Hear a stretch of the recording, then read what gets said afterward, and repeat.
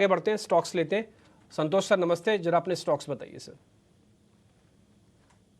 नमस्ते and good morning everyone. मेरा पहला स्टॉक केमिकल स्पेस से है। हम देख रहे हैं केमिकल स्पेस में एक अच्छा मोमेंटम है, हालांकि थोड़ा सा नवीन फ्लोरिंग के नतीजे थोड़े कमजोर आए, बट मुझे लगता है ये सेक्टर में एक बड़े बुलिश ट्रेंड की शुरुआत है, तो आने वाले समय में ये ट्रेंड तेजी का जारी रहेगा। मेरा स्टॉक है सुदर्शन केमिकल। ये स्टॉक काफी स्ट्रॉन्ग है, एक कंसोलिडेशन के बाद एक फ्लैग फॉर्मेशन के ब्रेकआउट की तैयारी में है, तो यहाँ पर खरीदारी करना चाहिए। 980 का टारगेट रहेगा, 920 का स्टॉप लॉस रहेगा। दूसरा स्टॉक मेरा आईटी स्पेस से है, परसिस्टेंट सिस्टम। ये स्टॉक सबसे स्ट्रॉन्गेस्ट काउंटर रहा है आईटी स्पेस में। एक हल्के कंसोलिडेशन के बाद इसने एक 20 डे मूविंग एवरेज पे बेस बनाया है। मुझे लगता है आज फिर से चलने की तैयारी में, क्योंकि आज एक सीएलएसए का इसका ऊपर अपग्रेड भी आया है, तो उसका भी एक सपोर्ट मिलेगा, तो यहाँ पर खरीदारी करना चाहिए। 5100 रुपीज का टारगेट रहेगा, 4725 का स्टॉप लॉस रहेगा।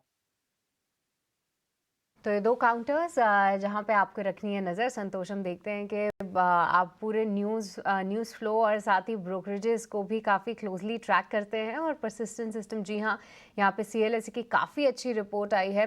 5000 से ऊपर के वो टारगेट्स दे रहे हैं। आपके भी टारगेट्स 5100 के हैं, इस पर ध्यान रखिए। और साथ ही सुदर्शन केमिकल्स पर भी आप नज़र रखिए। काफ़ी सारे काउंटर्स हैं केमिकल में, कल भी हमने कुछ हाईलाइट किए थे जिनमें एक अच्छा एक्शन देख रहे थे हम। सोनी, गुड मॉर्निंग, आपसे समझना चाहेंगे, बताइए आपकी स्टॉक कॉल्स कहाँ पे हैं? जी, गुड मॉर्निंग एवरीवन। मेरा पहला पिक यहाँ पे रहेगा पॉलीकैब में। कल पॉलीकैब में एक अच्छा डिसेंट क्लोजिंग आया है। 6600 का यहाँ पे काफी स्ट्रॉन्ग सपोर्ट है। सो पॉलीकैब करंट लेवल पे बाय कर सकते हैं। हल्की से डिप अगर आता है 6660, वहां तक बाय कर सकते हैं। स्टॉप लॉस यहाँ पे आपका रहेगा 6600। टारगेट यहाँ पे रहेगा 6800, उसके ऊपर सस्टेन करता है तो दूसरा टारगेट रहेगा 6850 का। तो ये पहला पिक। दूसरा पिक यहाँ पे रहेगा आईजीएल में। आईजीएल में हमने कल देखा है कि एक स्ट्रॉन्ग शॉर्ट कवरिंग मूव आया है। चार्ट्स पे भी अगर हम देखेंगे तो एक फ्रेश ब्रेकआउट की अटेम्प्ट हो रही है, और कल कॉल के ओपन इंटरेस्ट काफी एक्सटेंट तक अनवाइंड होते हुए नजर आए हैं हायर स्ट्राइक्स में। सो आईजीएल आज अगर 557 558 के लेवल को क्रॉस कर पाता है तो उसके ऊपर एक अच्छा बाय आएगा, एक फ्रेश ब्रेकआउट हो जाएगा, तो वहां पे आप भी देख सकते टूवर्ड्स 580 585 एक बार टेस्ट कर सकता है। सो प्राइस वहां पे बाय कर सकते हैं, और स्टॉप लॉस आपको प्लेस करना है 545 पे। आईजीएल ये आपके फोकस में रहना चाहिए शेयर। 553 रुपए का भाव है, 2% के आसपास की ये तेजी कल हमने देखी है। और पॉलीकैब भी क्लोजिंग अच्छी देखी गया है। अच्छा, पॉलीकैब में एक और चीज आप नोटिस करेंगे कि बजट से पहले ये शेयर लगातार गिर रहा था, 5-6 सत्र गिर रहा था, और अब 4-5 सत्र में इसने पूरी की पूरी भरपाई करके एक वी शेप रिकवरी दे दी है पॉलीकैब ने। तो पॉलीकैब पर भी आज आप फोकस करके चलिए। यहां पर आपके लिए ट्रेड के मौके बनेंगे। 6800 रुपए का टारगेट होगा, 6600 रुपए का स्टॉप लॉस आप लगा के चलिए। आप ये देखिए रिकवरी किस तरह से बढ़िया इसमें आई है पॉलीकैब में। राहुल जी के पास चलेंगे। राहुल जी, गुड मॉर्निंग, बताइए आपके शेयर्स कौन से हैं आज के? Good morning. तो दोनों शेयर्स लॉन्ग साइड पे ही है, एमजीएल और एनटीपीसी। एमजीएल तो करंट मार्केट प्राइस पे लॉन्ग कर सकते हैं। स्टॉक ऑल टाइम हाई अच्छे वॉल्यूम्स के साथ कल आया है। अच्छा बुलिश कैंडल भी कल बनाया है, तो करंट मार्केट प्राइस पे लॉन्ग कर सकते हैं। स्टॉप लॉस होगा 1736 पे, और टारगेट होगा 2080 फर्स्ट टारगेट, और 2200 का सेकेंड टारगेट। दूसरा स्टॉक जो है एनटीपीसी है, फिर से कल ऑल टाइम हाई बनाया एनटीपीसी ने।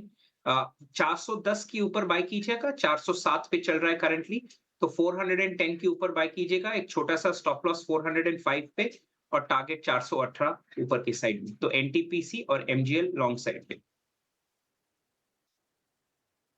एनटीपीसी बिल्कुल बाजार की फ्लेवर वाला, जो बाजार में हमने जो कलेक्शन देखा है उसी सेगमेंट से 406 रुपए 95 पैसे पर क्लोजिंग दी है।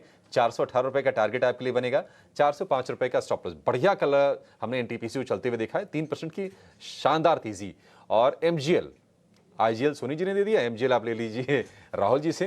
तो ये गैस वाले भी दोनों के दोनों शेयर हो गए आपके लिए। 2080 का टारगेट, 1736 रुपए का स्टॉप लॉस। राहुल जी, एक और चीज बताइए, ये कब तक टारगेट्स अचीव हो जाएंगे ये? तो एमजीएल का थोड़ा सा बड़ा टारगेट है, 2200 सेकेंड टारगेट है, तो आपको एटलीस्ट 15-20 डेज वेट करना पड़े। एनटीपीसी तो एक ही दिन में टारगेट आ सकता है, वो क्लियरली प्रेडिक्ट नहीं कर सकता, क्योंकि सिर्फ 1.5-2% का अप मूव में आपका टारगेट आ जाएगा। परफेक्ट। ये सारे के सारे आपके लिए शेयर हो गए जहां पर आपको फोकस करके चलना है, जहां पर आज आपको ट्रेड के मौके मिलेंगे, आपकी कमाई होगी। अब राहुल शाह आपसे समझना चाहेंगे कि आप इंडियन ऑयल को कैसे देख रहे हैं, क्योंकि मैं देख पा रही हूँ कि ये पूरे हफ्ते हमने एक ऑयल एंड गैस थीम को के बारे में चर्चा की है। कई सारे स्टॉक्स थे, बीपीसीएल, एचपीसीएल, वहाँ पे किस तरीके का मूव आया ये हाईलाइट किया हमने। पर अब इंडियन ऑयल यहाँ पे, हालांकि आज जो रिपोर्ट है जेफरीज की, उन्होंने लक्ष्य बढ़ा के 180 ही किया है, पर ये स्टॉक ऑलरेडी 180 के ऊपर है, सस्टेन भी करता हुआ थोड़ा सा दिख रहा है और अपने प्रीवियस हाइस के पास भी है। क्या यहाँ पे जो है आप देख पा रहे हैं कि देखते हैं कि जो ऑयल एंड गैस स्पेस में जिस तरीके का ट्रैक्शन है राहुल, क्या कुछ बदलता हुआ दिख रहा है? और अगर इससे आपकी टॉप बेट समझना चाहें तो वो कौन सी होगी? बस हमने देखा है कि oil and gas as you rightly pointed कि लास्ट 6-8 महीने से कंटिन्यूसली लगातार परफॉर्मर रही है। Oil and gas as a backup, OMC भी मेरे ख्याल से अच्छे खासे रिटर्न्स दिए हैं, तो इसमें से आईओसी भी टॉप बैट रहा है। तो रिजल्ट्स पर्सपेक्टिव की बात करें तो मेरे ख्याल से रिजल्ट्स अच्छे आए हैं आईओसी के। और दूसरा ना बोले कि सभी शेयर्स जो हैं एचपी, बीपी, आईओसी, तीनों शेयर्स मेरे ख्याल से बहुत ही सस्ते वैल्यूएशन पे ट्रेड होते हैं, जिस तरह से बाजार अभी ट्रेड हो रहा है। और सेकेंडली जिस तरह से हम देखें कि ब्रेंट क्रूड की भाव घटते आते हुए मिला है, तो सिग्निफिकेंटली बेनिफिट होगा ये ओएमसी कंपनीज को। तो मेरे ख्याल से रिस्क वर्सेस रिवॉर्ड काफ़ी फेवरेबल है। मेरे ख्याल से गुड डिविडेंड यील्ड, और मेरे ख्याल से जीआरएम भी आईओसी के लिए तो बेटर थे vis-a-vis एचपी और बीपी के हिसाब से।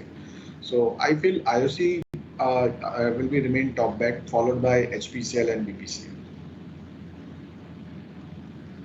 ग्रिड ने एक सफाई जारी की है कि जो मिडिल ईस्ट में जो इंटरकनेक्शन 40,000 करोड़ रुपए की जो खबर आई थी, कहा कि वो रिपोर्ट गलत है। कल हमने बढ़िया तेजी देखी, हालांकि ऊपरी स्तर से थोड़ी सी प्रॉफिट टेकिंग है। 356-57 रुपए का हमने भाव देखा, 350 रुपए के आसपास की क्लोजिंग हुई है पावर ग्रिड में।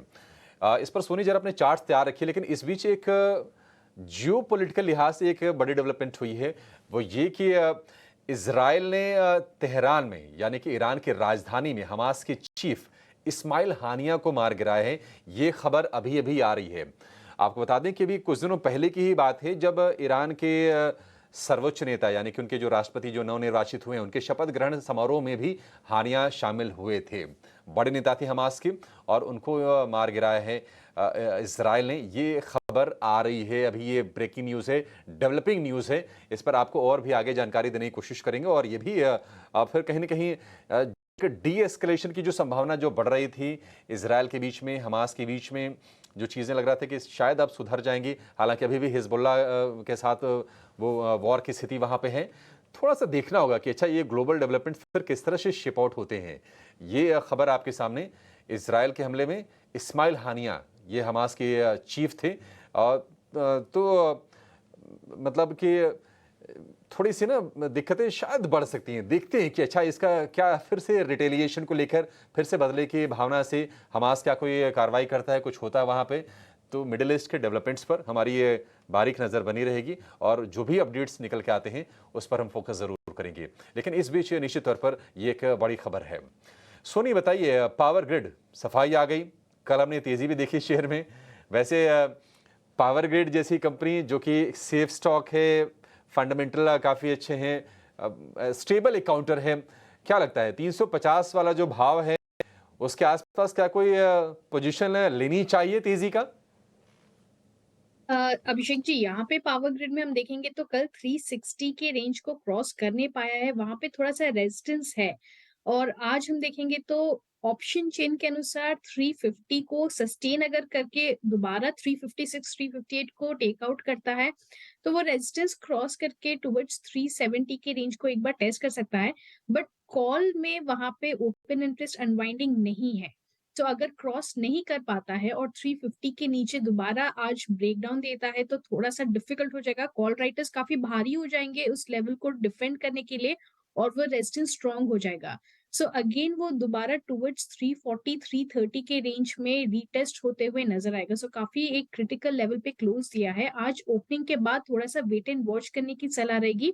15 मिनट तक हमको देखना पड़ेगा कि 350 और 360 के कॉल और पुट राइटर्स में एडिशंस कैसे हो रहे हैं, उसके अनुसार आपको पता चलेगा कि वो सपोर्ट ब्रेक करेगा या रेजिस्टेंस ब्रेक कर सकता है आज। ठीक है, पावर ग्रिड को लेकर ये व्यू। एक और शेयर फोकस में रहेगा, वो है इंडस टावर का। कल हमने देखा था कि शेयर ने रिकॉर्ड बनाया था इंट्राडे में और ठीक ठाक गेंस पर जाके बंद हुआ था, लेकिन बोर्ड ने 2640 करोड़ रुपए के बायबैक को अप्रूवल दिया है। हालांकि प्रीमियम है सिर्फ 4% का। राहुल शाह जी, ये बताइए किस तरह से देख रहे हैं आप डेवलपमेंट को? 4% का प्रीमियम शेयर प्राइस पर क्या असर देखेंगे आज हम? आप देखिए कि इंडस टावर लास्ट 2 महीने में क्या रिटर्न्स आए हैं स्टॉक के अंदर से। तो ऑब्वियसली स्टॉक 300 रुपए वाला लास्ट 2 महीने में 450 के आसपास ट्रेड करता हुआ देखने को मिला है। तो ऑब्वियसली स्टॉक अच्छा खासा रिटर्न तो दे ही चुका है। उसके QIP के बाद मेरे ख्याल से कंटिन्यूसली स्टॉक ऊपर जाता हुआ देखने को मिला। तो मेरे ख्याल से 4% premium from the yesterday's closing price मेरे ख्याल से डिसेंट है मार्केट के हिसाब से। तो जिस तरह से रिस्क वर्सेस रिवॉर्ड है क्वाइट फेवरेबल है। तो मेरे ख्याल से स्टॉक में रिटर्न तो बनेगा ही, और एनी डिक्लाइंस जो होगा इस स्टॉक के अंदर तो मेरे ख्याल से लेने की मेरी सलाह रहेगी इसके अंदर।